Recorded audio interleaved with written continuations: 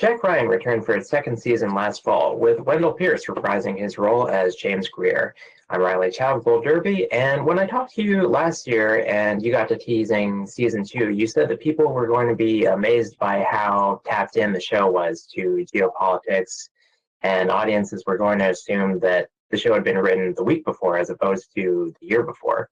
But now that we've seen season 2, I was hoping that you could expand upon that. Well, what happened was it was a part of the storyline was based in Venezuela. And at the time, Venezuela was really exploding geopolitically. It's in a great crisis. It's in political turmoil. And it was in the middle of the news. And I thought that people would probably assume that we were pulling it from the headlines. But the research that the writers had done and the creators had done really predated what was happening. It just showed you how on the pulse they were about what was happening in the world, and that it actually, art was imitating life, or life was actually imitating art in this instance. So we did the work and predated what was happening in Venezuela, almost predicted what was happening in Venezuela. So did you find that you got that response from fans or anyone else watching the show?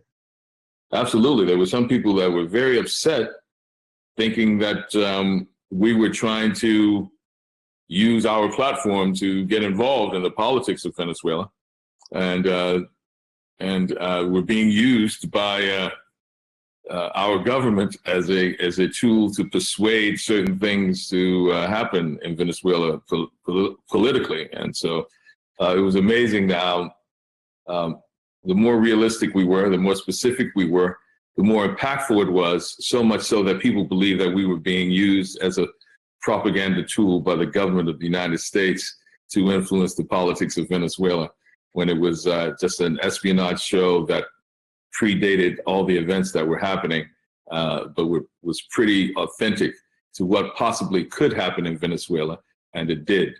So people's response was very, very passionate on both sides, and then some people were just passionate about the fact that we tapped into something that was so prescient and newsworthy at the time. That's very exciting. You're very powerful. Now, this season, when it opens, you're actually in Russia and you're speaking Russian. And I feel like we hear you speak a few different languages throughout the season. So can you tell me about that work? And do you actually speak any of those? I do not speak any foreign languages fluently. I try to learn the niceties of whatever country I go into, hello, goodbye, thank you, or some very good phrases to learn when you go into a foreign country. That's some of the hardest work on the show for me, because I'm so bad at foreign languages. So I have to work very hard to speak it. But once I do get it down, it's in my dialog. Yeah, Polizeski, Tavarish Polizeski. I can speak Russian, a little bit of Russian now, a little bit of Spanish. I can speak a little bit of French, and a little bit of Arabic. So those are the 4 languages that I have spoken on the show. James Greer is a linguist. He's someone who can go into any country, a lot of countries. He knows multiple languages. And so I pride myself on that. That's some of my best acting, because it's so difficult for me. I'm the 180 opposite of James Greer. I am not a linguist, and it's some of the most difficult work for me. Something else that I noticed in the premiere is very quickly we're introduced to this new character named Jim, who has a long history with Jack Ryan. But then I thought, but you're Jim too. So do you know why they introduced that new character and there are 2 of you? Which character? Played by Benito Martinez. Oh, yes. Well, I don't know. I just thought it was strange. I was confused about how you guys were walking together and you had the same name. Yeah. I never thought about that. I hadn't thought about that. I'm Greer. Most people refer to me as Greer. So I think that was the distinction that they that they saw, that people wouldn't get confused. And we are so different, the two of us. And then, most people refer to my character as Greer. So that's the distinction. There's nothing to it. Yeah. Now, when we pick up with Jack and Greer, then I think the relationship is a bit contentious. And then I find that when I'm watching kind of any show that pairs off two people, like, say, Breaking Bad, for example, then I always just assume that the characters are in a good place, but really there might be a lot of hostility. So can you talk about the relationship between the two characters? Yeah, with any intense relationship, that it's going to be multifaceted, and it's not going to be smooth all the time. You have two men who are A-plus personalities, who are driven. It's the thing that reminds me of what I was as an officer when I see Jack, and he is someone who reminds me that my best days are not behind me, that I still have purpose. When I give him direction, I would hope that he takes it. And then people have very different opinions about how you should proceed, how we should utilize the tools of what we have as officers in CIA. And then, there's variance on our moral compasses sometimes. So I think you always find drama in conflict. So to have your protagonists actually disagree on some things, but at the same time, you realize how much they care for each other, because ultimately, great sacrifice is made on both of our parts to help the other. But the contention comes from people have different and varying ways to approach things, but ultimately we know we have the same goal. And that's what we respect about each other. And while we may disagree, we always respect each other, and ultimately will sacrifice ourselves to help the other. Tell me about the heart condition that your character has this year and how that changes things going forward. Well, that was I was worried about that when I first saw it. I was like, oh no, is James Greer not long for this world? It added a personal conflict for me. It makes you wonder something people go through in midlife. Are my best days behind me? Have I come to the end of the road? Do I still have value and worth? And what happens is you want to have a strong conflict in the show. That's the best thing about playing the role, which is, well, I had this mission to do and have great conflict. My great personal conflict is the fact that I lost my family and fighting for my family in the first year, to actually lose my family, but now have my health and my life be at risk. And the mental pressure of keeping that silent and to myself until I share it with certain people that I feel as though are important enough to know about it. That gave me a great personal conflict to play throughout the season. And that is something that all actors always look for in the scripts. And it's multi-layered. So you have the conflict of the work that you're doing, you have the conflict of the relationships of the people that you're doing the work with. And then I had my own personal internal conflict of whether or not I was endangering my life and my health while I was doing it. So I had so much to play on and play with as I went through the season. Something more specific that happens this season is you getting kidnapped and tortured and waterboarded. I feel like that is a rite of passage these days for actors. Is that something that you had experienced in your career prior to this? No, like from the beginning of the show, I was always very appreciative of the fact that I was doing action material, which I'd never had a chance to do. I was always cerebral cops and doctors and lawyers. And now here I'm, for the first time, being a CIA officer in the field and being in action sequences and action material that I had seldom done in my career. So that was great. To do this was even even more intense and wonderful to do because it gave you the mental challenge too. How do you keep your wits about you? How do you stay on point? How do you stay prepared and ready and looking for opportunities to escape? How is the pain inflicted impacting you and hurting you physically? So how does that impede you from doing what you have to do? So as a student of human behavior, as an actor, it gives you a lot of things to work through. And you know, acting for me is the closest thing to psychology, where you induce the behavior by creating the world so strong, it induces the behavior for you. And so it was a real psychological challenge and mission. And shooting the show, how would I do? Able by the grace of God go I. If I was in this position, what would I do?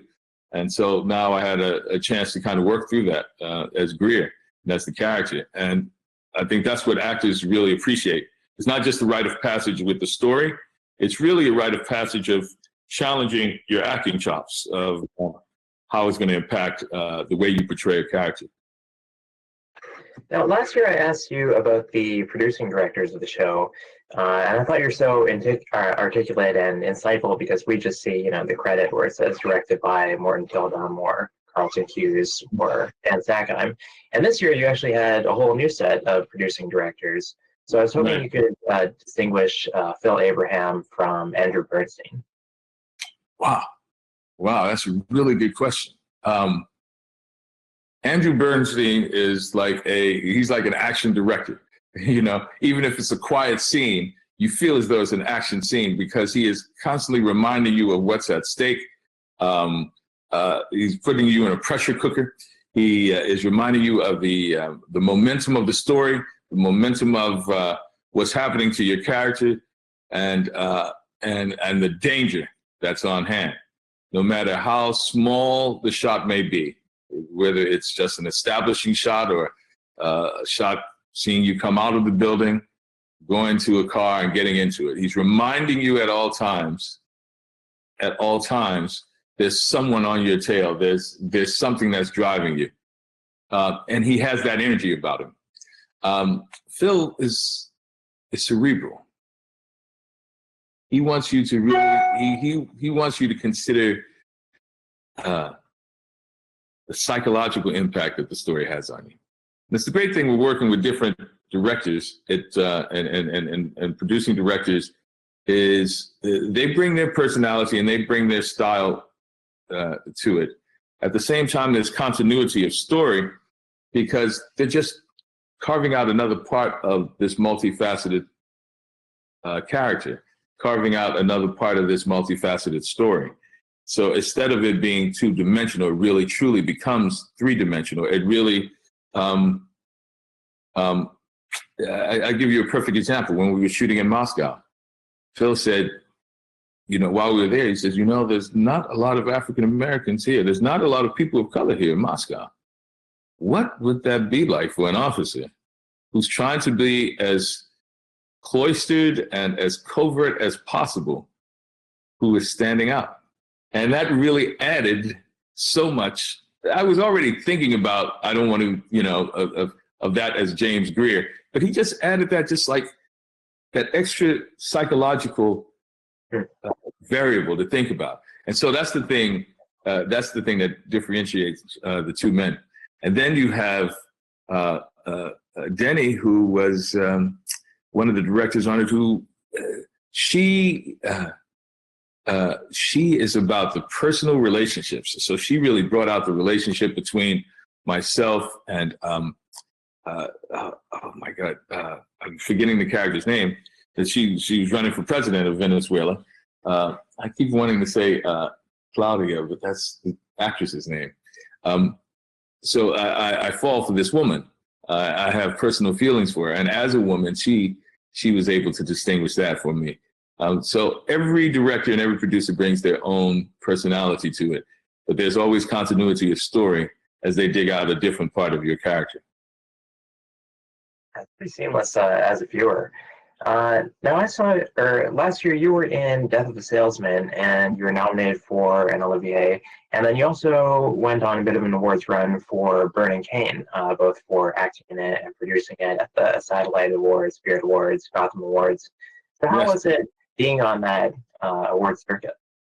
It was really wonderful. I mean, when you do projects, you do it for the love of the work. You hope it's good. You hope people receive it wonderfully. And what happens with nominations, it's not a competition, because I don't think art is a competition. It's a declaration that your colleagues have noticed the work that you're doing, and they approve. You know, they recognize that you've done some hard work and you've done some good work, and that you should be recognized for that. And so, especially with my London debut, to be selected as just one of five men, as Best Actor on the West End in London in Death of a Salesman, the American classic, that's historic. And that will be one of the great highlights of my life. And then to do a film like Burning Cane, I come home, I shoot for just a weekend with a young 17-year-old director, Philip Yeomans, and we win Tribeca with the film, and I win Best Actor with the film in Tribeca. And here, Jane Rosenthal and Robert De Niro are honoring me, two producers and an actor who I revere. It's a great compliment. And then the Spirit Awards nominations, and being picked up by Ava DuVernay's company, Array Now, was just even more of a compliment and just icing on the cake. And what happens is that emboldens you to do more work, and it is something that you can hang on to whenever you get discouraged. Because, you know, I'm on the right track. People are telling me that I'm doing good things, and so it emboldens you to do more. And so it was a great year, and prepared me for this year, which is quite a crisis. And so, what do you do in these times? And I'm thinking of last year, and the one thing that comes to mind is I may still have fear about roles that I want to do and whether or not I'm good enough or what I want to be able to achieve when I'm filming. But I have courage now. So I still have fear, but now I have courage. And so with this time and this crisis that we're sitting home, I'm reading a lot. I'm writing a lot. I'm preparing for other projects. There's one film I'm doing now after the fall. I'm looking forward to preparing for the third season of Jack Ryan. Reading wonderful work of Howard Thurman, Deep is the Hunger. I suggest to every human being that taps into advocacy and spirituality and finding your purpose in life to actually change and impact people's journey on this earth. That is something that we want to do as artists. And so I'm taking this time to try to mine the goodness in it and prepare myself for when this is over and come out and do more work. I want to ask you about all that, but I think we just have time to get a little tease about Jack Ryan season 3. I understand you haven't shot any of it, but what do you know about it? Well, we were supposed to start this month, but because of the shutdown, we are shut down. And we were going to be shooting in some of the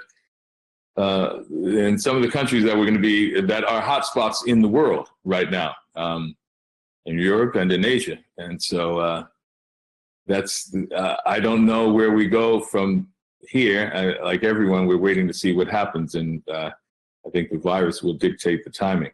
But we were supposed to be shooting in Asia and shooting in Europe, and those are two of the hotspots in the world. And so, unfortunately, we aren't doing it now. So, John is putting out the good news, John Krasinski, and I'm deep in thought and reflective. And there's a film that I was supposed to be shooting before this. This is what The Gruff Look is all about.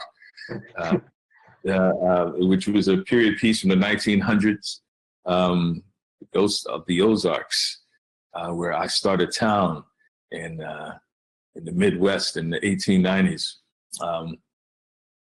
just in Reconstruction, post-Civil War. So working on that, preparing myself for Jack Ryan, preparing myself for other film projects that I'm working on after the fall. But Jack Ryan is in on pause right now, waiting for everything to open up. All right, Wendell. Well, we look forward to seeing it when it arrives. And thanks so much for taking the time to chat. To our viewers, you can go to our website, goldderby.com, to log your Emmy predictions. And we have more interviews with people from Jack Ryan and other shows on our YouTube channel. Thank you. And I would like to thank everyone who's been binging Jack Ryan during this stay-at-home order. I've been receiving great responses from people all over the world.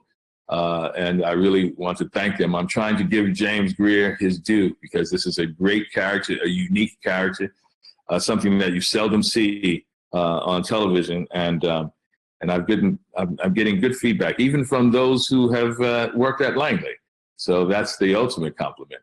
When old CIA officers contact me, I feel very proud, and I'm honored and thank them for their service.